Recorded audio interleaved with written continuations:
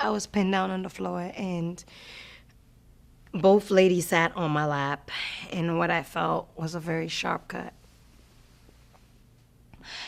I'm now in my 30s, and I can still remember that day like it was yesterday. My name is Aisha Kamar. I live in Washington, D.C., and I am a female genital mutilation survivor. It was my grandmother's decision to get me cut. Part of it, I think it's a cultural thing.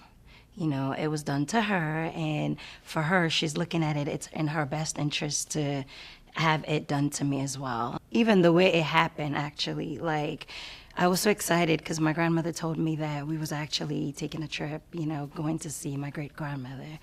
And I remember for like a week in advance, I was so happy. And we took a long trip.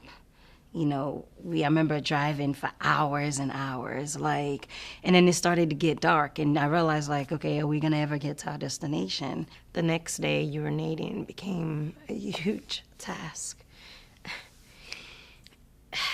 It, for a long time, using the bathroom, urinating was a difficult task. I didn't want to do it because it hurt, like, it hurt tremendously. I can't even describe the words. Fast forward to this and relocating back to America at the age of 13.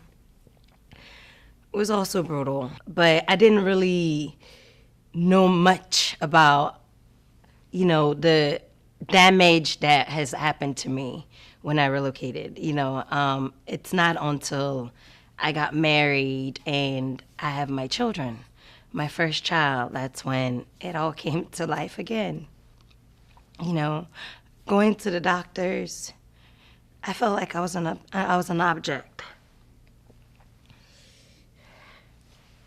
I felt like I was an object. You know, all these questions start, and then you go through so much complications, you know, throughout the process of your pregnancy, and it's like, oh my God.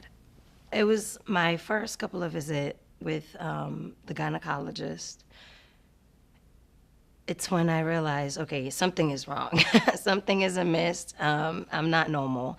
And also, I have female friends. We would sit in gathering. We would talk about female stuff, you know, and what they would express and the way they would talk about certain things.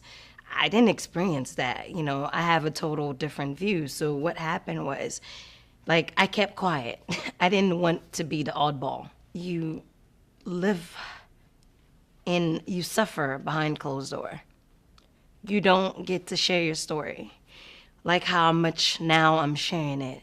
Like, wow, I'm actually talking about this. And not only am I talking about this, but people are listening. They are interested.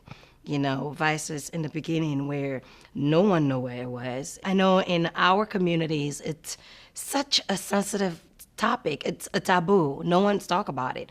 When you talk about it, you become the outcast. It's like, oh, you become a sellout, so to speak. You bringing our tradition into the Western world and you're publicizing it. A lot of people ask me, oh, are you mad at your grandmother for doing this? No, like I can never be mad at her because in her